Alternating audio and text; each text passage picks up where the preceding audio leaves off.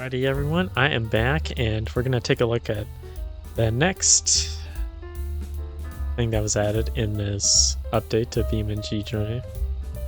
And the next thing I'm going to talk about is the gear shifting rework. So the previous version of shifting was related to a user wants to shift event from a button press, and what that means is every time you shift in with a manual transmission, each how do I explain it? Let me load up a vehicle here. I think do we have? Well, we really don't have any. I think we'll probably just use the covert for this. But yeah. But the way shifting works prior to this new update is you hit the button and you shift in the next gear, and of course this takes the clutch into account as well. But in the newer version, in this update, excuse me, I'm really sorry for not for being kind of awkward on my words here, but in this recent update, the new version takes how long the button is pressed into consideration. So a quick press leads to a quick gear shift, and a long press leads to a relaxed gear shift. And even though I'm using a controller, I think I should be able to explain this. So let's say that so I'm just going up to the rev limiter here, and then as you can see, it's I pressed the button here. Well, you can't really see it, but I did press the button, and it wasn't very quick. It was just normal, like there. Now, and I don't know if this maybe this vehicle will be able to work with this, but yeah. Eesh, this is really embarrassing, isn't it? I can't talk as fast as I did in the prior to today. Oh my goodness. But anyway, as I was saying, if we actually do it there, so I actually tapped the button really quick, and as you can see, the vehicle did not like that. Got synchronizer damage, and quicker button press leads to quicker gear shift. And this would be very useful for racing,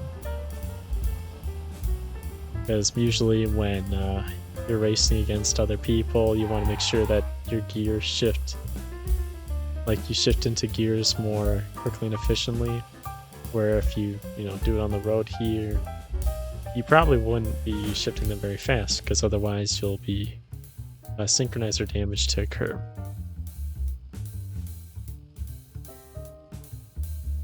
Yeah, it will make it easier to simulate normal city driving as opposed to racing related to the relaxed gear shifting.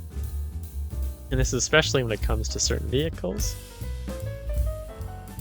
And yeah, and this is notes on the BeamNG Drive dev page here. It isn't realistic to shift a truck as easy as a race car. And when you think about it, that makes sense.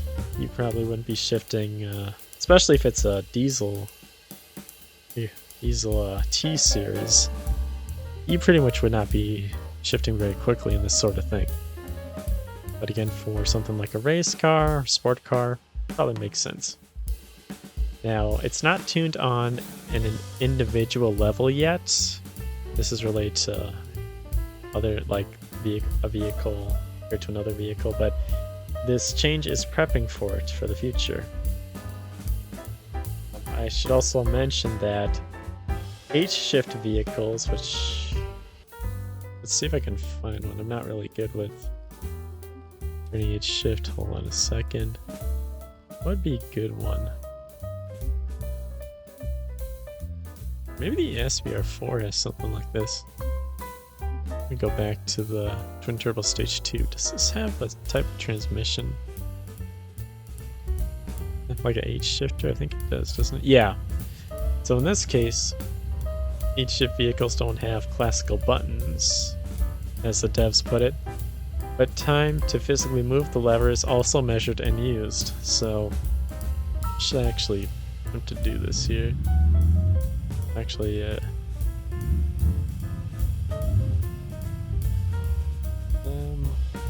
we can.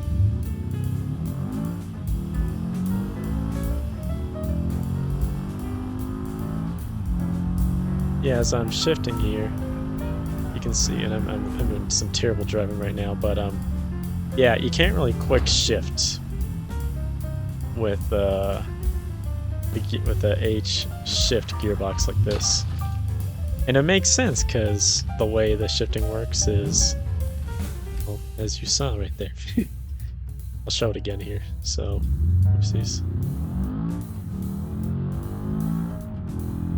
Oh, actually, I'm in arcade right now. Let me fix that. I don't think I was actually shifting in manual at all. Whoopsies. I definitely will. I definitely am now. Hello, why?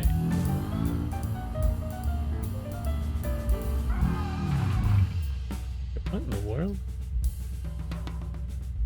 Oh, I think I pressed the wrong button, didn't I? Yeah, I probably did.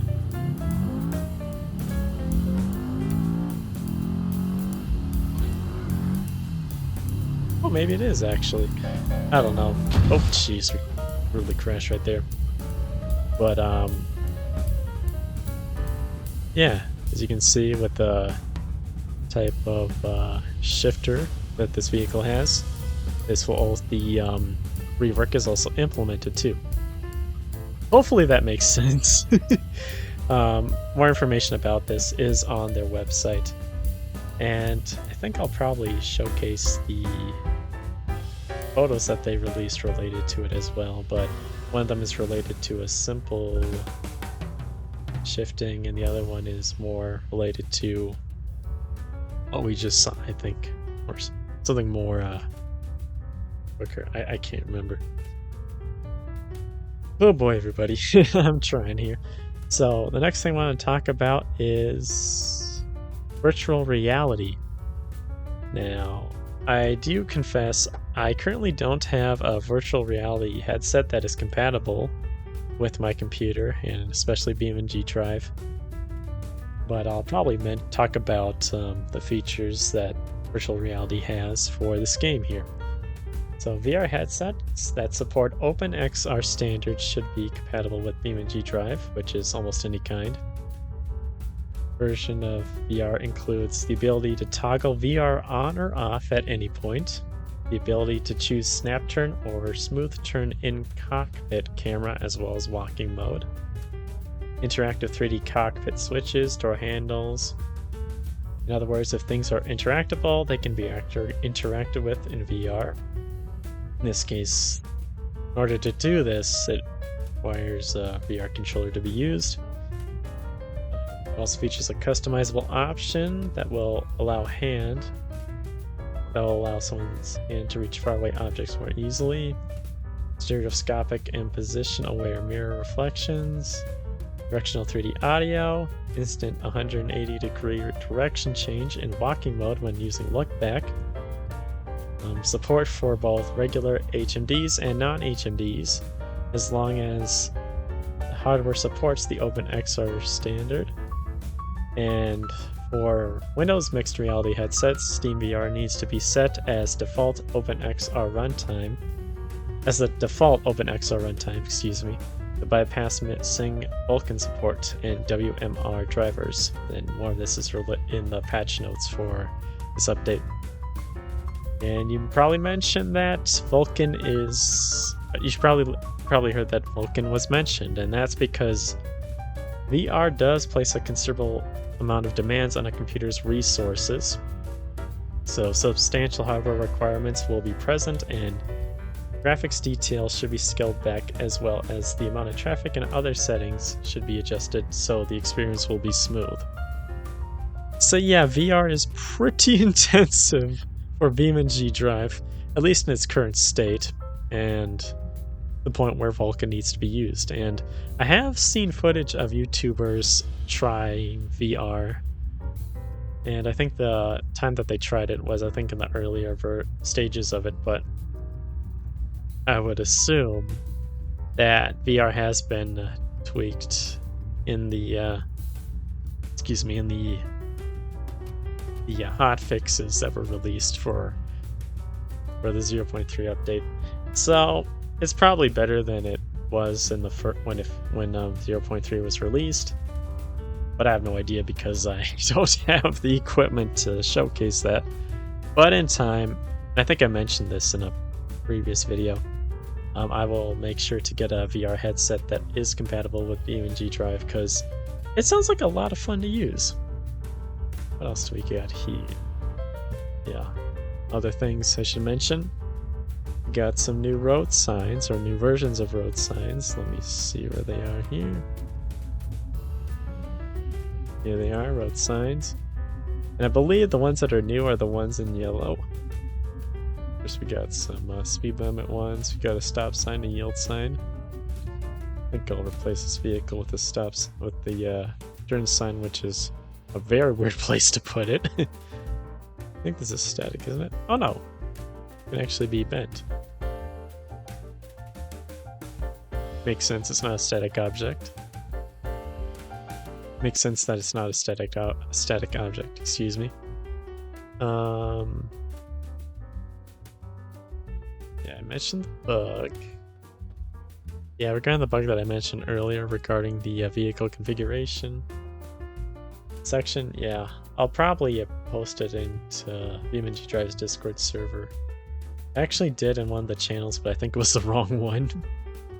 But in time I'll do that. Again, it's not exactly... I can deal with it, but it is kind of annoying. Actually, where I have to actually go into my options and fix that. What I previously used to do is save the vehicle as a custom configuration, which of course I don't have to do, and that's probably not the... I mean, it's a way to do it, but it's I don't think it's the best way. Yeah, as you can see, I'm just bending up, and I just ripped off the diamond itself. Oh, and oh, here it is. Yeah, very interesting. I haven't really messed with the road signs actually. Let's see what else is there. Oh yeah, the Blender JBeam editor. So just like VR, I haven't tried out this function in Blender. Maybe I'll load up a car here so you guys won't be bored. I think what should I do here? That was Bastion. Into Bastion, maybe look at the Sport 5.7 out here. Yeah, Blender JBeam editor. Just like VR, I haven't tried out this function in Blender, as I don't have Blender installed on my computer at this moment. But I'll mention it anyway, as I found it interesting. So this editor, that is a plugin for Blender, allows the ability to create JBeam parts from scratch, import existing parts, move, rename, add, and delete nodes, export changes directly to a JBeam file, and okay, that's the last one. Sorry about that. I have watched videos showcasing this feature, and it does look pretty amazing, especially when it comes to making mods easier, and specifically vehicles. The YouTubers I watch, Filmin86, he did try it out, and yeah, it definitely looks like it's a lot easier to create a modded vehicle with this plugin included than prior to that. I don't know how to explain it. I haven't taken notes from that video to really tell you all about it, but all I can say is, yeah, it looks really, really cool. And in time, if I end up getting into modding, I'll definitely probably try it out.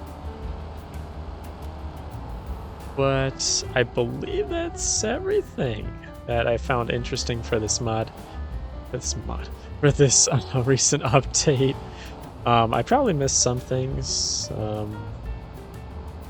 Oh, there are some new missions as well. I don't know. Should I actually try one or two? I might do that. I'll make a cut here and I'll try out one or two of the missions that were added in the news in this update here. So I'll be right back. Hey everybody, I am back. So I'm actually in the scenarios area here, but it looks like there is a new scenario called Dockside Dart. So I think maybe I should actually, oopsies. Maybe I'll go into the map and go to that newest area here. Oh, there we go. Sorry about that. Let me go to the refinery here and quick travel. What if there's actually...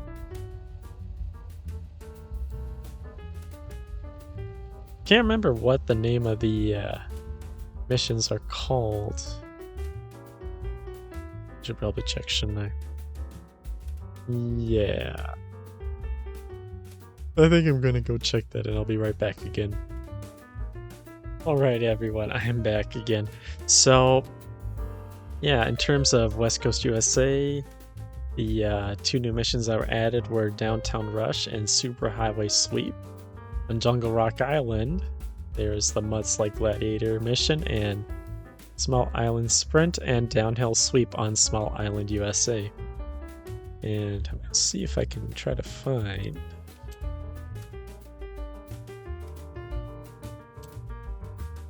points, right.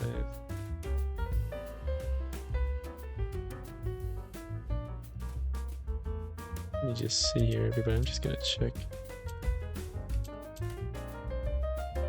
Oh, Downtown Rush, that's where it is.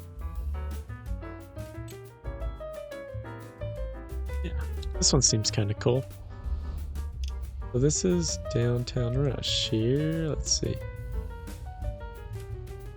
So, Downtown Rush, and we'll do that one. Collect all the cash bags from around the downtown area. We have a 1-star, which is collect 30 markers, 2-star, which is collect 40 markers, 3 stars, which is 30 markers. Nothing to configure here, 0 attempts, all that stuff. So yeah, looks like we're going to use the custom asphalt config of the errata for this. I'm going to let it load up. Looks like the cash bag is in like a bubble or something.